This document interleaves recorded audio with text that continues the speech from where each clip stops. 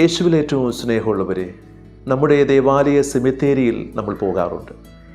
പ്രത്യേകിച്ച് ആത്മാക്കളുടെ ദിനമെങ്കിലും നമ്മൾ അവിടെ പോകാറുണ്ട്.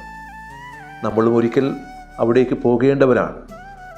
അതുകൊണ്ട് നമ്മളവിടെ പോവുക തന്നെ വേണം.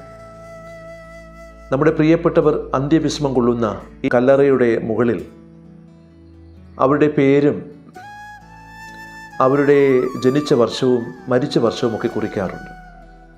പ്രിയപ്പെട്ടവൻ അല്ലെങ്കിൽ പ്രിയപ്പെട്ടവൾ ഇവിടെ അന്ത്യവിശ്രമം കൊള്ളുന്നു എന്ന് നമുക്കറിയാം. അതുകൊണ്ട് നമ്മൾ അപ്രകാരം കുറിച്ച് വയ്ക്കാറുണ്ട്. എന്നാൽ ശൂന്യമാക്കപ്പെട്ട ഒരു കല്ലറ, അത് ക്രിസ്തുവിൻ്റെ കല്ലറയാണ്. അവൻ അവിടെയില്ല, അവൻ ഉയർപ്പിക്കപ്പെട്ടു.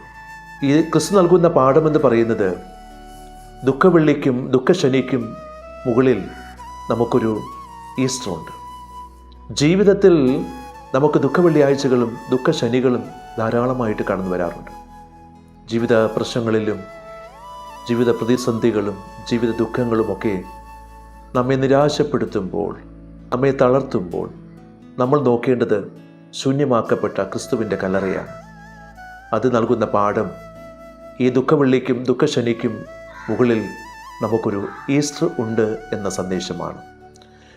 യോനായുടെ പുസ്തകത്തിൽ 2-ാമത്തെ അധ്യായത്തിൽ യോന മത്സ്യത്തിൻ്റെ ഉള്ളിൽ കിടന്ന് ഇപ്രകാരം പ്രാർത്ഥിക്കുന്നുണ്ട്: എൻ്റെ കഷ്ടതയിൽ ഞാൻ കർത്താവിനെ വിളിച്ചപേക്ഷിച്ചു, അവിടുന്ന് എനിക്ക് ഉത്തരമരുളി.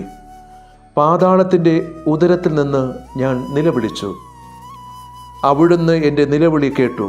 പ്രിയപ്പെട്ടവരെ, നിൻ്റെ രോദനങ്ങളുടെ നിമിഷങ്ങളിൽ നിന്നെ പുറത്തു കൊണ്ടുവരാൻ ശക്തനായ ഒരു ദൈവമുണ്ട്. അതിനാൽ ദുഃഖവെള്ളിയും ദുഃഖശനിയും ഒക്കെ കടന്നു പോകും. നിൻ്റെ ജീവിതത്തിൽ ഒരു പ്രതീക്ഷയുടെ, പ്രത്യാശയുടെ ഒരു ജീവിതം നിനക്കുണ്ട്. അതിനാൽ പ്രതീക്ഷയോടുകൂടെ ഈ ദിനത്തിൻ്റെ മംഗളങ്ങൾ സ്നേഹത്തോടെ നേരുന്നു. ദൈവം നമ്മെ അനുഗ്രഹിക്കട്ടെ.